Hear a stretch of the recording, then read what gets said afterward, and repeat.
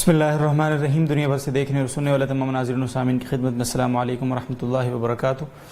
میں ہوں آپ کا میزبان محمد عبدالودود اور آپ دیکھ رہے ہیں پروگرام آپ کے مسائل کا حل، جسے روزانہ شب 9:05 پر ملک کے معروف دینی و عصری تعلیمی ادارے جامعۃ الرشید کراچی سے براہ راست آپ کی خدمت میں پیش کیا جاتا ہے۔ ناظرین کرام، روزانہ بہت سارے سوالات اور ان کے بہت سارے جوابات اس پروگرام کے توسط سے آپ کی خدمت میں پہنچائے جاتے ہیں۔ آج بھی ہمارے ساتھ روزانہ کی طرح مفتیان کرام کی ایک سینئر ٹیم، ایک سینئر پینل موجود ہے۔ آپ کے بہت سارے سوالات آج بھی ہمارے پاس ہیں، ان کے سامنے رکھیں گے اور ان سے ان کے وضاحت کے ساتھ اور بہت ہی مستند جوابات لے کر آپ کی خدمت میں پہنچانے کی بھرپور کوشش کریں گے انشاءاللہ العزیز۔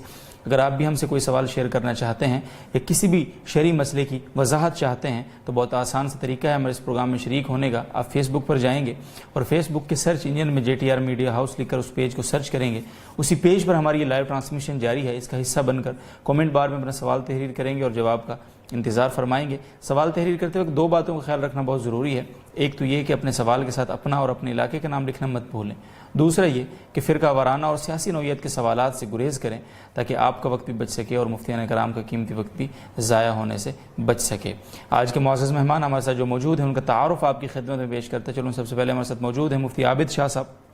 آپ سینئر مفتی ہیں اور سینئر فیکلٹی ممبر ہیں جامعۃ الرشید کراچی کے، اور ساتھ ہی ساتھ آپ حلال فوڈ کے حوالے سے اتھارٹی تسلیم کیے جاتے ہیں۔ اور آج کے دوسرے معزز مہمان ہمارے ساتھ موجود ہیں مفتی اسد اللہ شہباز صاحب۔ آپ بھی سینئر مفتی ہیں اور استاد الحدیث ہیں جامعۃ الرشید کراچی کے، اور جامعۃ الرشید کے شعبہ فلکیات کے آپ مسئول بھی ہیں۔ دونوں معزز مہمانوں کا بہت بہت شکریہ۔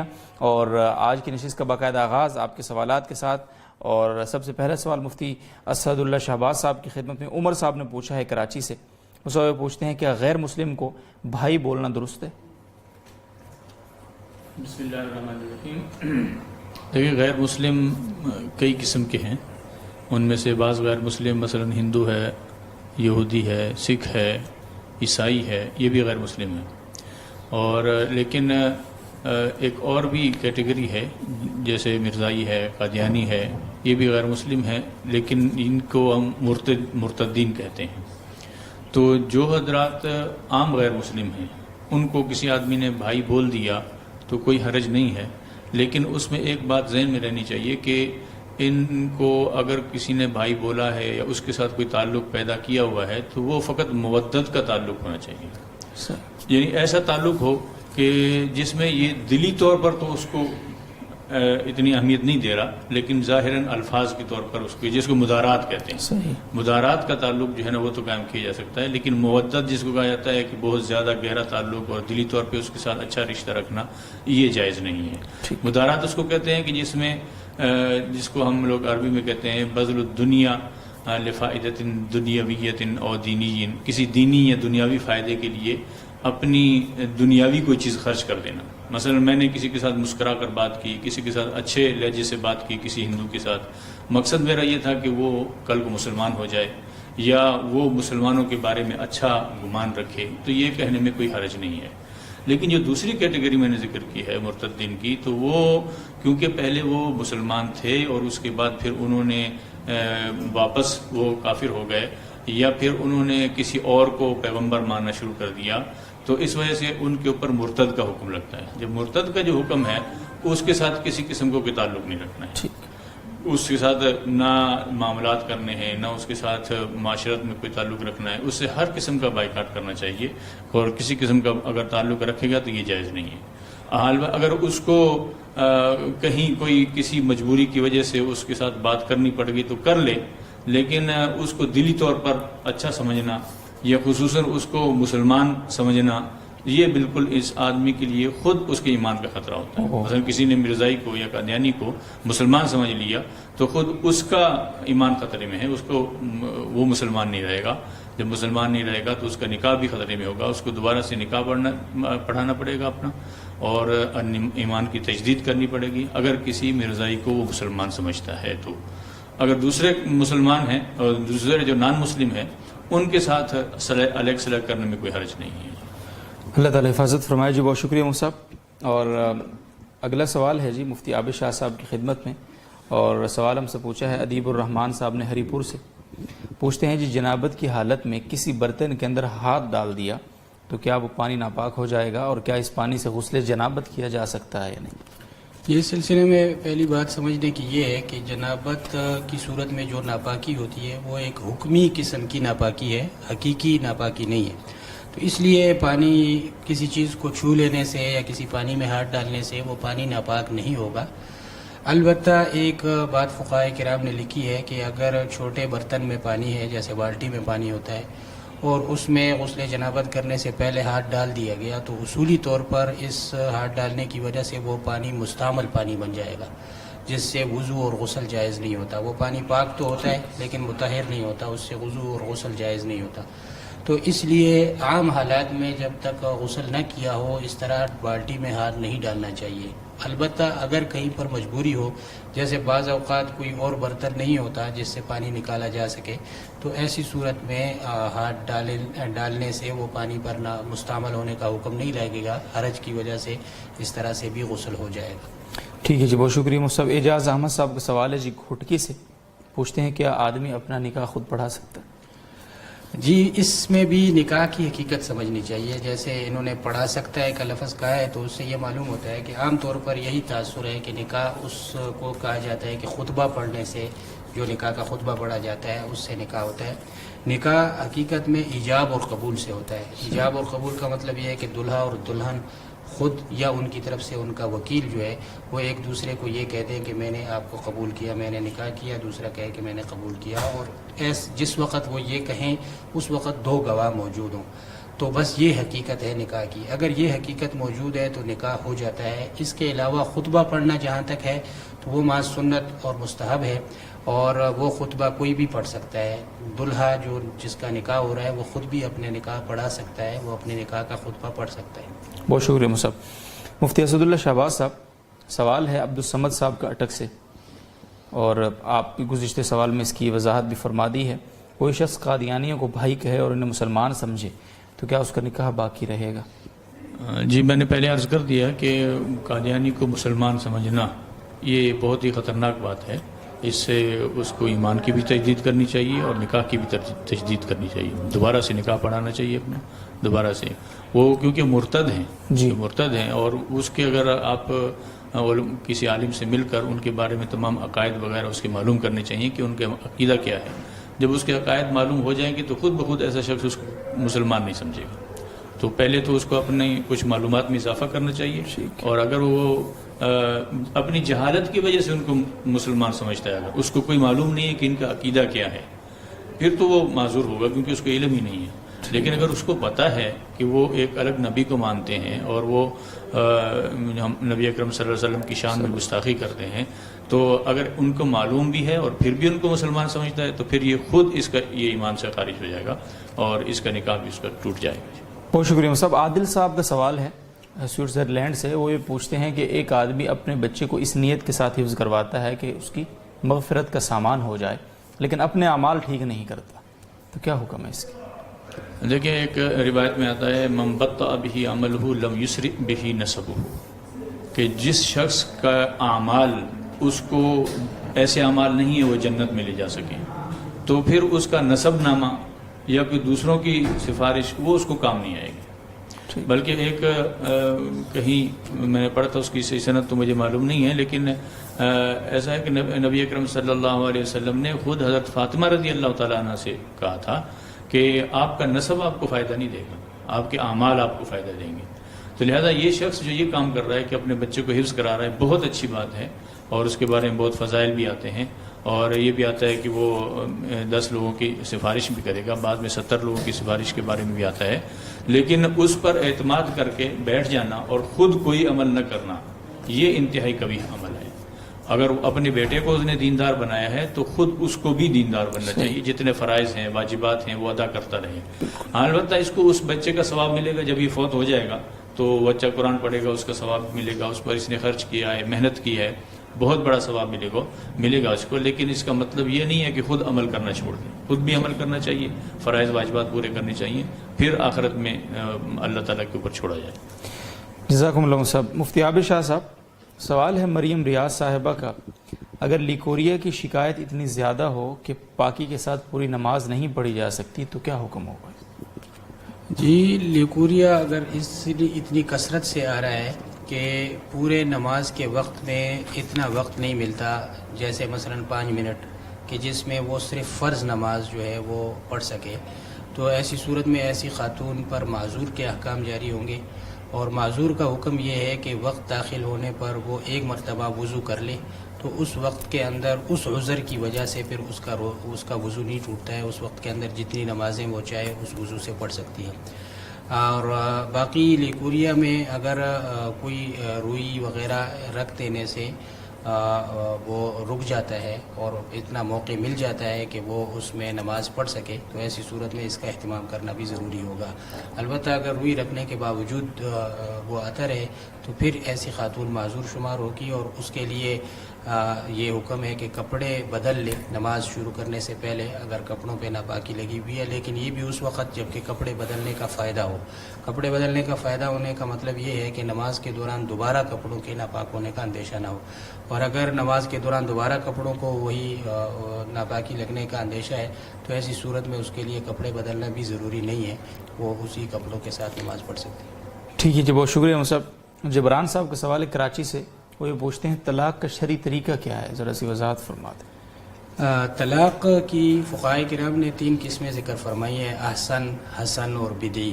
البتہ انہوں نے شرعی طریقہ پوچھا ہے تو شرعی طلاقیں 2 ہیں، ایک احسن ہے۔ احسن طلاق یہ ہے کہ ایسے طہر میں جس میں شوہر میاں بیوی والا تعلق قائم نہ کیا ہو، اس طہر میں عورت کو 1 طلاق دی جائے اور 1 طلاق دے کر اس کو چھوڑ دیا جائے، یہاں تک کہ 3 ماہواریاں گزر جائیں۔ یہ سب سے بہتر طریقہ ہے طلاق کا، اس لیے اس کو طلاق احسن کہا جاتا ہے۔ اور دوسرا شرعی طریقہ یہ بھی ہے کہ 3 طہروں میں، 3 ایسے ہی طہروں میں جس میں میاں بیوی والا تعلق قائم نہ کیا ہوں، 3 طلاقیں دی جائیں، اور اس کے بعد پھر اس کو 3 ماہواریاں آ جائیں تو اس کی عدت گزر جائے گی۔ تو یہ طریقہ بھی شرعی طریقہ ہے۔ جی بہت شکریہ جی۔ مفتی اسد اللہ شہباز صاحب محمد عرفان صاحب کا سوال ہے، وہ کینٹ سے پوچھتے ہیں جی، کیا خواتین مرد حضرات سے تعلیم حاصل کر سکتی ہیں جبکہ پردے وغیرہ کے انتظام بھی ہو؟ دیکھیں عموماً ہونا تو یہ چاہیے کہ خواتین کو خواتین ہی تعلیم دیں، مردوں کا درمیان میں رابطہ نہیں ہونا چاہیے، اگرچہ پردہ ہی کیوں نہ ہو۔ مثلا مثال کے طور پہ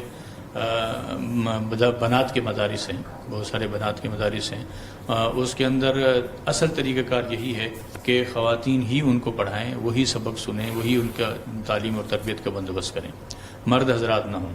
البتہ کہیں کہیں ایسا بھی ہے کہ مرد حضرات کے لیے پردے کا خاص اہتمام کیا جاتا ہے، استاد الگ پردے میں بیٹھتا ہے، پھر خواتین دوسری جگہ ہوتی ہیں اور وہاں وہ سبق سن رہی ہوتی ہیں۔ اگر ایسا ہے تو اس کی بھی گنجائش تو ہے، لیکن اس میں آگے چل کے فتنوں کا خدشہ بہرحال رہتا ہے، اس لیے احتیاط تو اسی میں ہے کہ وہ کسی قسم کے کسی مرد سے نہ پڑھیں، عورتوں سے پڑھیں۔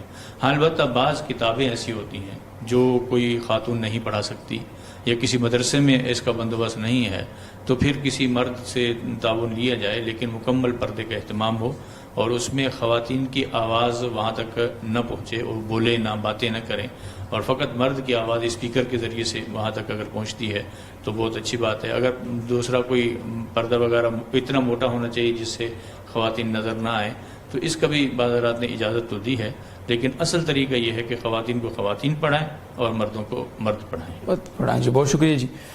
سوال ہے عابد گل صاحب کا اٹک سے، وہ پوچھتے ہیں اکثر لوگ اعتراض کرتے ہیں کہ ٹخنوں کا نماز میں ڈھکنا لازم ہے، تو پھر جرابوں کی صورت میں بھی ٹخنے ڈھکے رہتے ہیں، تو اس کا کیا جواب ہے اسے؟ دیکھیں نماز میں صرف ٹخنوں کا ڈھانکنا ضروری نہیں ہے، بلکہ نماز ہو یا نماز سے باہر ہو، ہر صورت کے اندر ٹخنوں کا ڈھانکنا ضروری ہے۔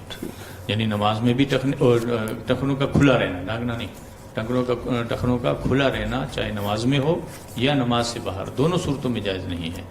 البتہ جو انہوں نے اعتراض کیا ہے کہ وہ کہتے ہیں کہ جرابوں میں بھی ٹخنے ڈھکے ہوئے ہوتے ہیں، تو اس کا جواب یہ ہے کہ اصل ٹخنے ڈھانپنا یہ اس وقت ممنوع ہے جب اوپر سے کوئی ازار یعنی دھوتی ہے یا شلوار ہے وہ اوپر سے نیچے لٹکے، یا کسی کا جبہ اتنا لمبا ہے کہ وہ پاؤں سے نیچے چلا جائے، تو وہ ممنوع ہے۔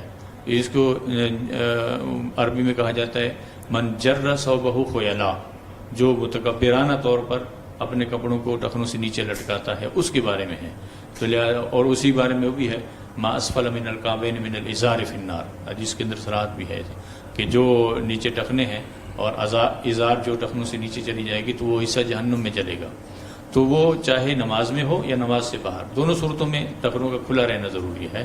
اور باقی ساکس ہیں، جو موزے ہیں یا چمڑے کے ہوں یا کپڑے کے ہوں، اس سے ٹخنے ڈھانکنا یہ ممنوع نہیں ہے، وہ ڈھانکے جا سکتے ہیں. یعنی اوپر سے جو کپڑا آئے گا اس سے نہ ڈھکے، اور نیچے سے جو آ رہی ہے ساکس وغیرہ یا جوتا اتنا اونچا ہے ڈھک گئے تو کوئی مسئلہ نہیں. بہت شکریہ جی. مسلم نصیر احمد صاحب کا سوال ہے پنجاب سے. مفتی عابد شاہ صاحب، ایک آدمی اپنی بیوی سے کہا کہ تو میرے لیے میری ماں کے پیٹ کی طرح ہے، اس صورت میں طلاق واقع ہو گئی ہے یا نہیں؟ جی یہ الفاظ جو انہوں نے لکھے ہیں یہ زہار کے الفاظ ہیں، اور اس زہار کا ذکر قرآن پاک میں بھی ہے، اور اس طرح کا کوئی کلمہ کہنا وہ منکرم من القول اس کو کہا گیا ہے کہ بالکل ایک بہت ہی ناپسندیدہ بات ہے.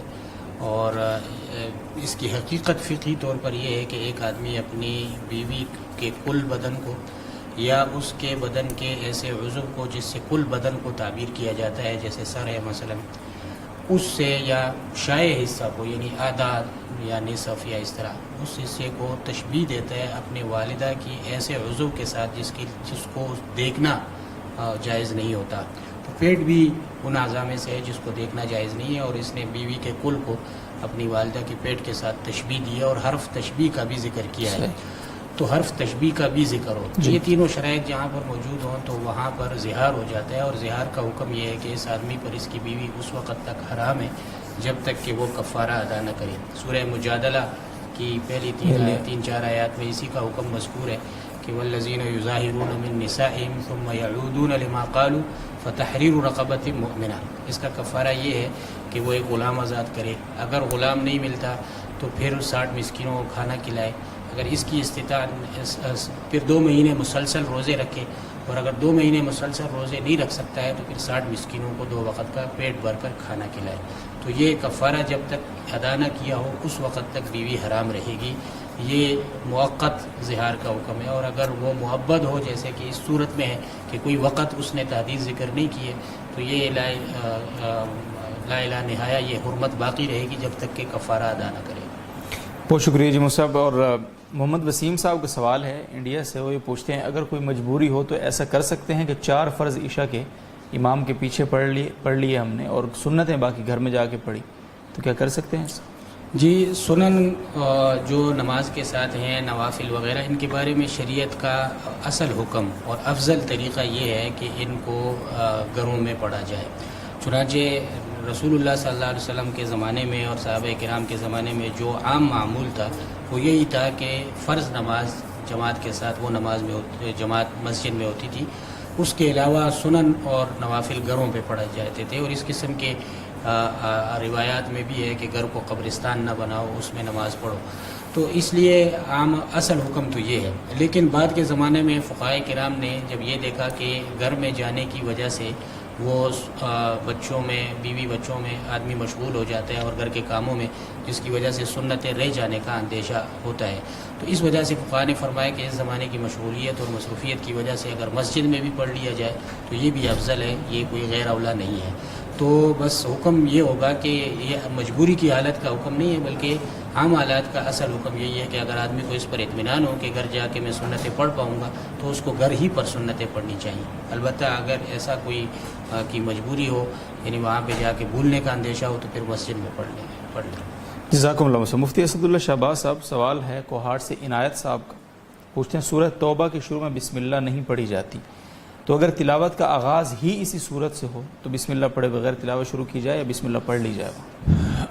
بس اس کا یہی طریقہ یہی ہے کہ اگر پیچھے سے ملا کر پڑھتے ہوئے آ رہے ہیں، یعنی پہلے سورہ انفال پڑھی ہے، اس کے بعد پھر توبہ شروع ہو رہی ہے، پھر درمیان میں بسم اللہ نہیں پڑھی جاتی. لیکن اگر شروع ہی تلاوت وہیں سے کر رہا ہے تو بسم اللہ بھی پڑھے گا، عزب اللہ بھی اس سے پہلے پڑھے، بسم اللہ بھی پڑھ لے، دونوں پڑھی جائیں گے.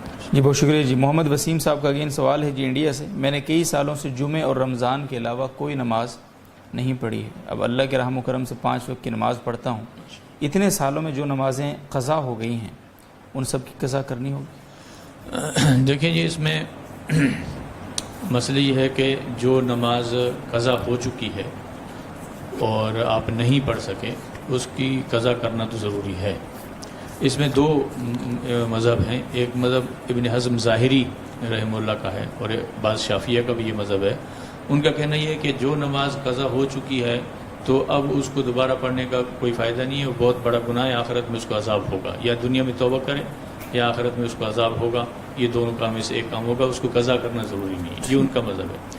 لیکن جمہور علماء کرام کا، جس میں حنفیہ بھی ہیں، مالکیہ بھی ہیں، شافعیہ بھی ہیں اور حنبلیہ بھی ہیں، ان سب حضرات کا کہنا یہ ہے کہ نہیں، جو نمازیں رہ گئی ہیں اس کی قضا کرے گا، اس کے ذمہ لازم ہے، اور وہ پھر اگر زیادہ عرصے کی رہی ہیں تو قضا کرنا شروع کر دے، آہستہ آہستہ آہستہ قضا کرتا رہے جب تک پوری ہو جائیں، ٹھیک ہے۔ اگر نہیں پوری ہوتی تو پھر وہ مرتے وقت یہ وصیت کر کے جائے کہ میری نمازوں کا فدیہ ادا کر دیا جائے، یہ ہے اس کا اصل طریقہ۔ لیکن ایک مسئلہ یہ ہے کہ بعض حضرات نے ایک طریقہ نکالا ہوا ہے جس کو قضاء عمری کہتے ہیں، کہ کوئی ایک خاص رات ہوتی ہے، اس رات میں 2 نفل اس طرح پڑھ لیے جائیں تو پوری زندگی کی نمازیں قضا ہو جائیں گی اور وہ پوری ہو جائے گی۔ وہ طریقہ درست نہیں ہے، وہ ثابت بھی نہیں ہے اور درست بھی نہیں ہے، اس طرح نہیں کرنا چاہیے۔ ہاں البتہ اگر رہ گئی ہیں تو اس کو اسی طرح پڑھے جتنی نمازیں اس کی رہی تھیں، وہ ساری کی ساری قضا کرے تو ٹھیک ہے۔ ایک اس میں ایک اور مسئلہ بھی ہے، بعض حضرات نے ایک فرق کیا ہوا ہے اور پتہ نہیں وہ فرق کہاں سے نکالا ہے۔ وہ ایک فرق کرتے ہیں کہ جو نمازیں چھوٹ گئی ہیں، جو نمازیں چھوٹ گئی ہیں ان کی تو قضا کرے، جو نمازیں چھوڑ دی ہیں ان کی قضا نہ کرے۔ یہ ایک عجیب قسم کا فرق نکالا کہ جو نمازیں چھوٹ گئی ہیں ان کی قضا کرے، جو چھوڑ دی ہیں قضا نہ کرے۔ تو چھوٹ دی ہیں انہوں نے شاید اس سے لیا ہے، ایک حدیث ہے من نام عن صلاۃ و نسیھا فلیصلیھا اذا ذکرھا، تو اس سے انہوں نے لے لیا ہے کیونکہ وہ خود چھوٹ گئی ہیں لہذا اس کی قضا کرے اور بقیہ کی نہیں قضا کرے گا۔ یہ بات ان کی درست نہیں ہے، اس لیے کہ اگر ایسا ہو تو پھر آپ صلی اللہ علیہ وسلم نے جو غزوہ خندق کے موقع پر 5 نمازیں آپ صلی اللہ علیہ وسلم نے چھوڑ دی تھی، مشغولیت تھی اتنی زیادہ، تو وہ نمازیں چھوٹ گئی میں نہیں آئیں، نہ تو وہ نام سوئے تھے اس وقت، نہ ہی بھولے تھے، یاد بھی تھا، جاگ بھی رہے تھے، لیکن اس کے باوجود بھی آپ نے وہ 5 نمازیں قضا کی ہیں۔ اور دوسری بات یہ کہ جب آپ یہ کہہ رہے ہیں کہ جو نمازیں چھوٹ گئیں ان کی قضا ہو، وہ تو عذر ہے، آدمی سویا ہوا ہے یا بھول گیا ہے، اب عذر ہے تو اب ہونا یہی چاہیے کہ جس کو عذر ہے اس کو تخفیف دی جائے، اور جس نے جان بوجھ کے چھوڑی اس کا تو کوئی عذر نہیں ہے۔ تو جب اس عذر والے کو آپ تخفیف نہیں دیتے، اس کو کہتے ہیں آپ قضا کرو، تو جس نے جان بوجھ کے چھوڑی ہیں اس کو کیوں آپ سے تخفیف دیتے ہیں؟ تو اس کو بھی قضا کرنی پڑے گی، پوری نمازیں وہ بھی قضا کرے گا جیسے کہ سویا ہوا آدمی قضا کرے گا یا بھولنے والا کرے گا، دونوں کو قضا کرنا ضروری ہے۔ جزاکم اللہ صاحب۔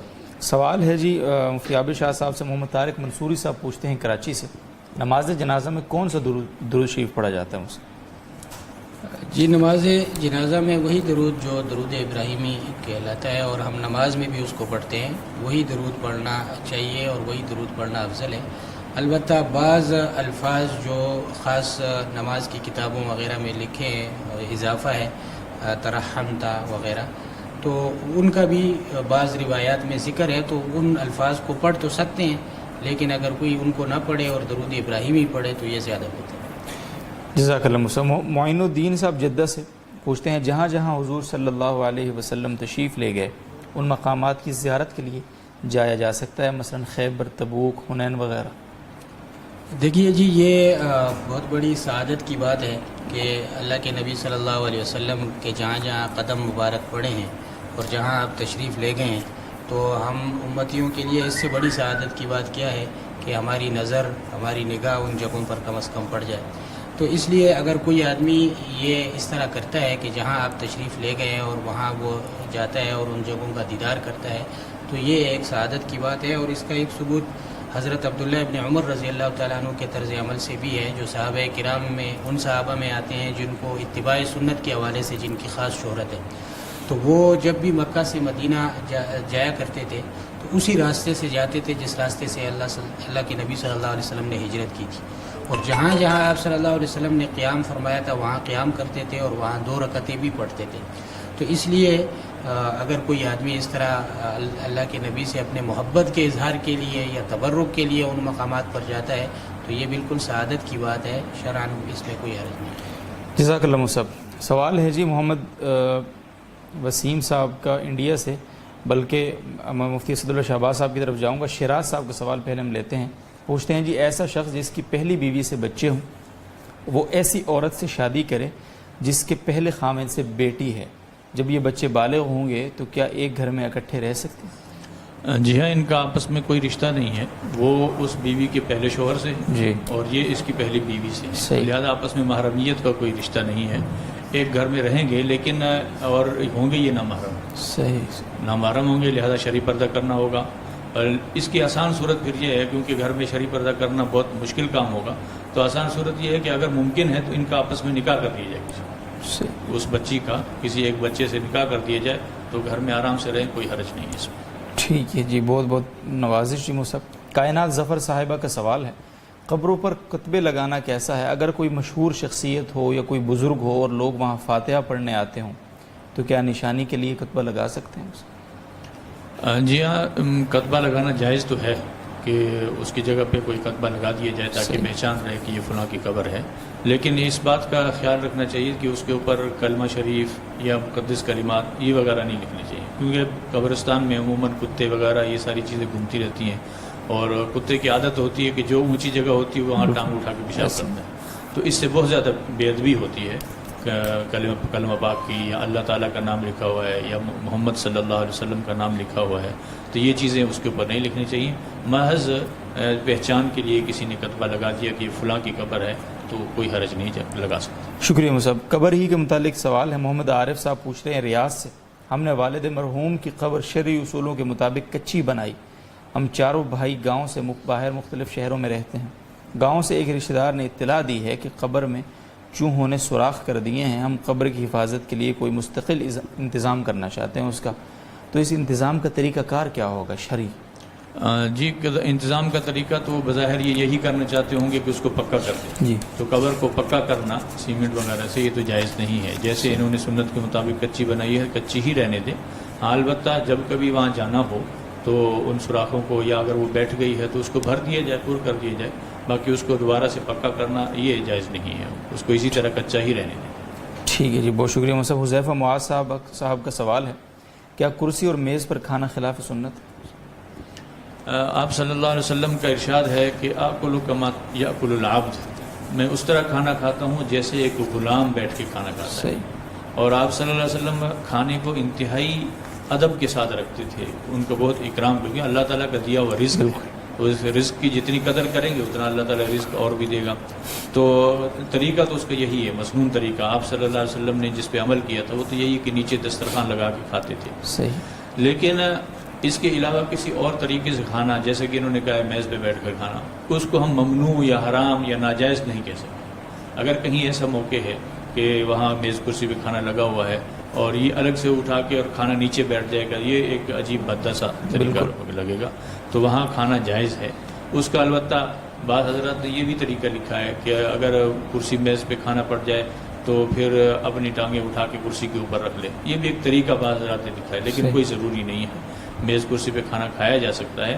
اس کو خلاف سنت کہنا یہ ٹھیک نہیں ہے، یہ تو کہہ سکتے ہیں کہ آپ صلی اللہ علیہ وسلم سے ثابت نہیں ہے، لیکن خلاف سنت کہنا یہ ٹھیک نہیں ہے۔ اب آپ کے پاس کرسی ہوتی، میز ہوتی، کھانا اس پہ کبھی آتا، پھر آپ اس کے باوجود نہ کھاتے، اٹھا کے نیچے بیٹھ جاتے، پھر ہم کہتے ہیں کہ خلاف سنت کا کرتے آج کل، صحیح، لیکن ایسا کبھی آپ نے نہیں کیا۔ بہت مناسب ہو صاحب، جزاکم اللہ۔ سلیم آوان صاحب کا سوال ہے جی، تبوک سے غیر مسلم کا جھوٹا کھانا یا پینا جائز ہے یا گناہ ہے؟ جی، عام حالات میں غیر مسلم کا جھوٹا کھانے پینے سے احتیاط کرنی چاہیے، یہ مکروہ لکھا ہے۔ اس کی وجہ یہ ہے کہ ظاہر ہے کہ غیر مسلم حلال و حرام اور پاک کی اور ناپاکی کے جو اسلامی احکامات ہیں نہ ان کو وہ مانتے ہیں نہ اس کی رعایت رکھتے ہیں، تو اس لیے ایک مسلمان کے لیے جس کو حلال حرام اور پاک ناپاک کا فرق کرنا ہے اس کو اس کے جھوٹے سے پرہیز کرنا چاہیے۔ البتہ اگر کسی غیر مسلم کے بارے میں یہ علم ہو کہ وہ اس طرح احتیاط کرتا ہے پاکی ناپاکی اور کے مسائل میں، اور کھانے کے بارے میں یہ معلوم ہے کہ اس میں کوئی حرام چیز نہیں ڈلی ہوئی، تو ایسی صورت میں کافر کے ہاتھ کا کھانا بھی کھایا جا سکتا ہے، فی نفسی ہی وہ جائز ہے۔ خود رسول اللہ صلی اللہ علیہ وسلم سے بھی اس کا ثبوت ہے کہ آپ نے بعض یہود کے ہاتھ سے کھانے پینے کی چیز لے کے کھائی۔ جزاک اللہ مصعب۔ اور غضنفر علی صاحب کا سوال ہے، پوچھتے ہیں جھینگا کھانا حلال ہے یا حرام؟ جھینگا کے بارے میں اہل علم کا کی دو رائے ہیں اور ان آراء کا دار و مدار اس پر ہے کہ یہ مچھلی کی جنس سے ہے یا نہیں ہے. بعض حضرات یہ فرماتے ہیں کہ چونکہ یہ مچھلی نہیں ہے کیڑے کی جنس سے ہے اس وجہ سے اس کا کھانا جائز نہیں ہے. لیکن دوسرے بعض حضرات کا یہ بھی مسلک ہے کہ یہ بھی عرفاً مچھلی کی قسم سمجھا جاتا ہے اور مچھلی کی لذیذ ترین قسم سمجھا جاتا ہے. جو لوگ اس کو کھاتے ہیں وہ اس کو مچھلی سمجھ کے ہی کھاتے ہیں. تو اس لیے یہ اگرچہ سائنسی طور پر مچھلی نہیں نہ ہو لیکن جب عرف کے اندر لوگ اس کو مچھلی سمجھتے ہیں تو ہم اس کو مچھلی ہی سمجھیں گے اور اس کا کھانا جائز ہوگا. تو یہ دونوں آراء ہیں. تو جس رائے پر کوئی عمل کرنا چاہے ذوق کے مطابق. اپنے ذوق کے ٹھیک ہے جی، بہت شکریہ جی. غضنفر علی صاحب کا سوال ہو گیا. حمید اللہ صاحب کا سوال ہے کابل سے. صابن اکثر ناپاک چربی سے بنتا ہے، کیا اسے نہانا جائز؟ جی، صابن کے بارے میں بہت قدیم سے ہمارے فقہی کتابوں میں فقہاء کرام نے یہ لکھا ہے کہ یہ چونکہ پرانے زمانے سے ہی چربی سے بنتا آ رہا ہے تو یہ خدشات اس زمانے سے ہی شروع ہو گئے تھے کہ اس میں حرام چربی ملائی جاتی تھی اور اس سے بنائے جاتے تھے. لیکن فقہاء کرام نے اپنے زمانے میں یہ لکھا تھا کہ اس میں انقلاب ماہیت ہو جاتا ہے. قلب ماہیت کا مطلب یہ ہے کہ چربی کی حقیقت تبدیل ہو جاتی ہے. حالانکہ اب جو تحقیقات ہوئی ہیں ان تحقیقات سے یہ ثابت ہوا ہے کہ اس زمانے میں جو چربی کو پگھلانے کا عمل تھا وہ ایک ایسا عمل تھا کہ اس عمل کے نتیجے میں 15% چربی ایز اٹ از یعنی بالکل اسی طرح رہتی تھی. اس میں سپانفیکشن کا وہ جو عمل ہوتا ہے جس کی وجہ سے انقلابی ماہیت ہوتا ہے وہ نہیں ہوتا تھا. لیکن اس کے باوجود فقہاء کرام نے اس زمانے میں اس کو انقلابی ماہیت کا قول کیا تھا. اور آج کل جو صابن بنانے کا پروسیس ہے وہ فل بوائلڈ پروسیس کہلاتا ہے اور اس میں 1% چربی بھی اپنے حالت پر باقی نہیں رہتی، یعنی مکمل 100% وہ تبدیل ہو جاتی ہے. تو اس لیے جو خارجی استعمال کی مصنوعات ہیں جیسے کہ صابن ہے، شیمپو ہے یا اس قسم کے لوشن ہیں مختلف قسم کے، تو ان میں یہ شبہ نہیں کرنا چاہیے کہ یہ چربی اس میں پڑی ہوگی، ان کو استعمال کیا جا سکتا ہے. ٹھیک ہے جی، جزاک اللہ صاحب. مفتی اسد اللہ شہباز صاحب، فقیروں کا نماز کے بعد مسجد میں سوال کرنا کیسا ہے؟ اور اگر وہ مسجد میں بیٹھ کر سوال کرتے ہیں تو کیا ان کو مسجد کے اندر دے سکتے ہیں، مسجد کی حدود سے باہر نکل کر ان کو دینا چاہیے؟ دیکھیں، مسجد کے اندر اپنی ذات کے لیے کوئی چیز مانگنا یہ جائز نہیں ہے. ٹھیک ہے. البتہ مسجد میں فقط جو سوال کیا جا سکتا ہے وہ کسی دینی خدمت یا مسجد کے خود اپنی ذاتی کسی مصرف میں کوئی خرچ کرنا ہو اس کے لیے مسجد میں اعلان کیا جا سکتا ہے چندے کا. اس کے علاوہ کوئی اپنی ذاتی غرض کے لیے یا اپنے لیے کوئی آدمی مانگنا چاہیے تو یہ جائز نہیں ہے. ٹھیک. اور باقی جو فقیر وغیرہ بیٹھے ہوتے ہیں باہر دروازوں پہ، اگر یقین ہو کہ واقعتاً یہ فقیر ہی ہے، اس کا پیشہ یہ نہیں ہے، تو پھر اس کو دیا جا سکتا ہے، اس کو دے دینا چاہیے. اور اگر پتہ چل جائے کہ یہ پیشہ ورانہ فقیر ہے تو اس کو فقہاء نے لکھا ہے کہ اس کو دینا جائز نہیں ہے، کیونکہ اس سے اس کی مزید حوصلہ افزائی ہوتی ہے. جی بالکل. جب مزید حوصلہ افزائی ہوگی تو وہ مانگتا ہی رہے گا، وہ اس کام کو چھوڑے گا نہیں. لیکن اگر ہم اس کی حوصلہ شکنی کریں گے تو ہو سکتا ہے کل کو وہ اپنا کام شروع کر دیں. لیکن اس میں ایک معذرات کی رائے یہ ہے کہ چاہے وہ مستحق ہو یا نہ ہو، پیشہ ورانہ فقیری کیوں نہ ہو، تو اس کو دے دیا جائے. اس کا بہت زبردست قسم کا قصہ شیخ الاسلام مفتی تقی عثمانی صاحب دامت برکاتہ نے کہیں لکھا ہے. وہ فرماتے ہیں کہ میں ایک دن گاڑی میں جا رہا تھا کہ میرے ساتھ ہمارے والد صاحب بھی تھے، مفتی محمد شفیع صاحب رحمہ اللہ تعالیٰ، مفتی اعظم پاکستان تھے، وہ بھی ساتھ تھے. تو ایک جگہ سگنل پہ گاڑی رکی اور ایک فقیر آیا تو حضرت نے پیسے نکالے اس کو دیے. تو وہ خود مفتی ہیں، مفتی شفیع صاحب رحمہ اللہ، اور ان کے بیٹے شیخ الاسلام صاحب یہ بھی مفتی ہیں. تو فرمانے لگے کہ میں نے اپنے والد صاحب سے کہا کہ حضرت یہ تو پیشہ ورانہ فقیر ہیں، ان کو آپ نے کیسے دے دیے؟ تو مستحق نہیں ہے، ان کو کیوں دیا آپ نے؟ تو کہتے حضرت نے فرمایا کہ بھائی ہم کہاں مستحق تھے کہ ہمیں مل گیا. بالکل. کہ ہمیں جو اللہ نے دیا ہے ہم کہاں مستحق تھے، وہ مستحق نہیں ہے پھر بھی اس کو دے دو. تو یہ بعض حضرات کا یہ ذوق ہے. بالکل. لیکن اصل فقہی مسئلہ یہی ہے کہ پیشہ ورانہ فقیر کو نہیں دینا چاہیے. ٹھیک ہے جی. یہ آپ نے کہیں پڑھا ہوگا، میں نے حضرت شیخ الاسلام صاحب سے خود سنا ہے براہ راست یہ واقعہ. بالکل بالکل ایسا. جزاکم اللہ صاحب. اور ناصر محمد صاحب کا سوال ہے، وہ یہ پوچھتے ہیں میں ایک کالج میں پڑھتا ہوں، ساتھ ہاسٹل ہے، ہاسٹل میں 35 کے قریب لڑکے رہتے ہیں. مسجد ہاسٹل سے تقریباً 10 منٹ کے فاصلے پر ہے اور عشاء کی نماز کے لیے زیادہ تر لڑکے جاتے نہیں ہیں مسجد میں، صرف 8 سے 9 لڑکے ہم جاتے ہیں.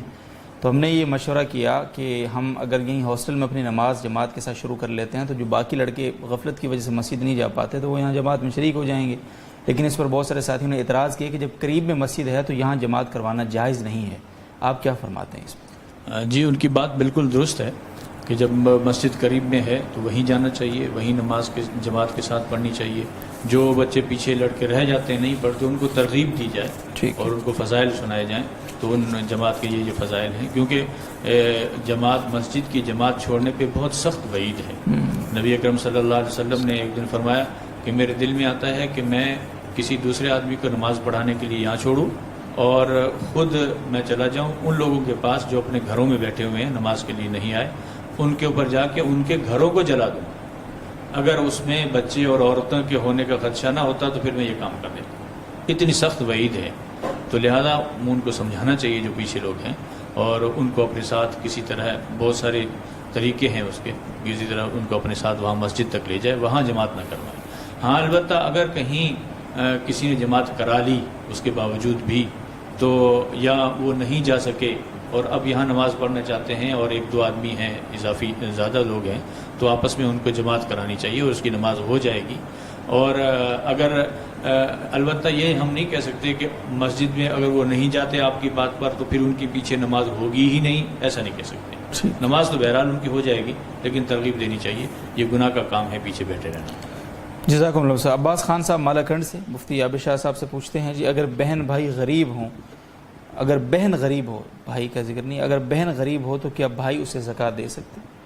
جی شادی شدہ بہن جس کا اپنا الگ گھر ہوتا ہے اور خرچے کا اور کھانے پکانے کا الگ انتظام ہوتا ہے تو وہ اگر غریب ہے تو اس کو زکوٰۃ دی جا سکتی ہے. زکوٰۃ صرف ایسے رشتہ داروں کو نہیں دی جا سکتی جن کے ساتھ باپ بیٹے کا رشتہ ہو, یعنی اپنے باپ دادا ان کے اوپر ان کو نہیں دے سکتے. اسی طرح بیٹا پوتا ان کو نہیں دے سکتے. باقی بھائی بہن ایک دوسرے کو مستحق ہونے کی شرط پر زکوٰۃ دے سکتے ہیں. شکریہ جی. محمد آصف صاحب کا سوال ہے کراچی سے, پوچھتے ہیں میں زکوٰۃ ایڈوانس ادا کرتا تھا جس کے لیے متعین گھرانوں میں ماہانہ وظائف اور راشن تقسیم کیا کرتا تھا. اس سال جب حساب کیا تو پتہ چلا کہ صاحب نصاب نہیں ہوں کیونکہ قرضہ زیادہ ہے.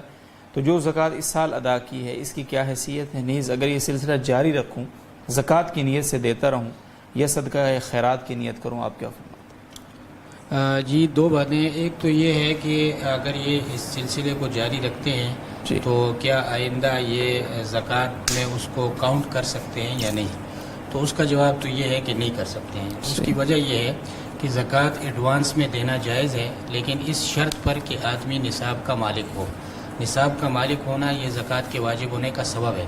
تو جب تک یہ سبب موجود نہ ہوا ہو اس وقت تک آدمی زکوٰۃ پہلے نہیں دے سکتا. ٹھیک ہے. البتہ اگر وہ نصاب کا مالک بن گیا ہو تو اس کے بعد وہ سال گزرنے سے پہلے بھی زکوٰۃ دے سکتا ہے. تو جو انہوں نے اس سال زکوٰۃ ادا کی ہے یا آئندہ یہ اگر اس نیت سے زکوٰۃ ادا کریں گے تو آگے اگر یہ جا کر نصاب کے مالک بن جاتے ہیں تو اس ایڈوانس زکوٰۃ کو یہ کاؤنٹ نہیں کر سکیں گے.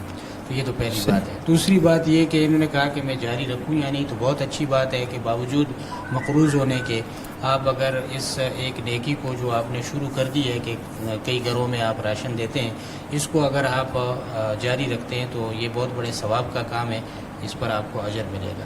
البتہ قرضے کی ادائیگی کا بھی جلد سے جلد انتظام کرنا چاہیے. احادیث شریف میں اس کی بڑی وعیدیں آئی ہیں قرضے پر. تو جب تک وہ ادا ہو اس کے ساتھ ساتھ اگر یہ بھی جاری رکھ سکتے ہیں تو یہ بھی جاری رکھیں. ٹھیک ہے جی, بہت شکریہ صاحب. ایک منہاج بن مصطفیٰ صاحب کا سوال ہے دبئی سے اور وہ بھی پوچھتے ہیں کہ آپ بینک سے 0% پر قرض لے سکتے ہیں, بینک اس کے بدلے صرف پروسیسنگ فیس لیتا ہے.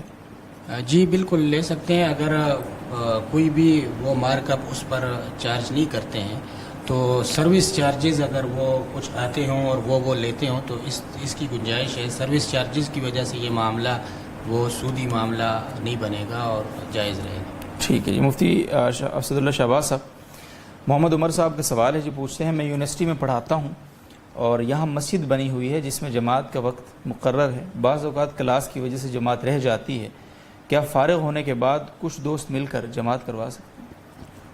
کچھ دوست مل کر اگر مسجد سے باہر جماعت کرانا چاہتے ہیں تو وہ تو بالاتفاق جائز ہے, کوئی حرج نہیں ہے. مسجد سے باہر جماعت ہو سکتی ہے. اور اگر مسجد کے اندر جماعت کرانا چاہتے ہیں تو اس کی صورت یہ ہے کہ یہ اس جگہ سے ہٹ جائیں جہاں نماز ہوئی ہے، اس جگہ سے ہٹ کر دوسری جگہ یعنی پیچھے کہیں اس حیت کو تبدیل کر کے وہاں نماز پڑھنا چاہتے ہیں تو اس کی بھی بعض حضرات نے گنجائش کی ہوئی ہے، اس کی بھی گنجائش ہے، کرنا چاہتے ہیں تو کر جائے، لیکن بہتر یہ ہے کہ مسجد سے باہر کہیں جماعت کرائیں۔ بہت شکریہ مصعب۔ آخری سوال ہے آج کی ہماری اس نشست کا، ممکنہ طور پر محمد معاذ صاحب پوچھتے ہیں، نورانی قاعدہ بغیر وضو کے پڑھا جا سکتا ہے؟ جی ہاں، نورانی قاعدے کے اندر کیونکہ الف با عموماً ہوتی ہے اور آیات پوری نہیں لکھی ہوتی، الفاظ ہوتے ہیں چھوٹی چھوٹی، تو لہٰذا اور اس کو ہم قرآن کا حکم نہیں دیتے، تو لہٰذا اس کو بغیر وضو کے ہاتھ لگایا جا سکتا ہے، لیکن جہاں قرآنی آیت لکھی ہوئی ہو تو اس کے اوپر ہاتھ نہ لگایا جائے۔ ٹھیک ہے جی، بہت شکریہ معزز مہمانان کا، تمام ناظرین و سامعین کا، ہمارے ساتھ جڑے آپ، اور آج کی اس نشست میں آپ کے بہت سارے سوالات آپ تک پہنچے۔ جن حضرات کے سوالات آج شامل نہیں ہو سکے، انشاءاللہ العزیز کل کی نشست میں ان کو شامل کرنے کی بھرپور کوشش کی جائے گی۔ کل شب 9:05 پر دوبارہ آپ سے ملاقات ہوگی، تب تک کے لیے اجازت دیجیے، اللہ حافظ۔